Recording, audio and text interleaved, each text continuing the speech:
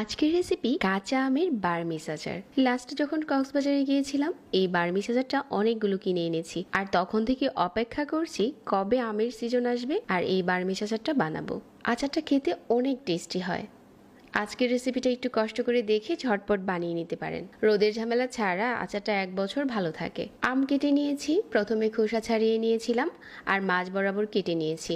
এমন টাইপের আম নিতে হবে বার্মিজ আচারের জন্য যাতে আটিটা একটু শক্ত হয়।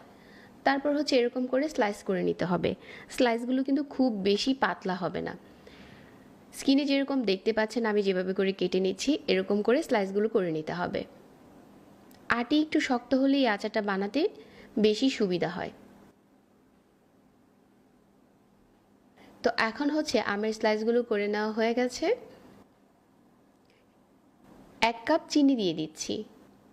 আমার এখানে আম ছিল প্রায় 1 কেজির মতো।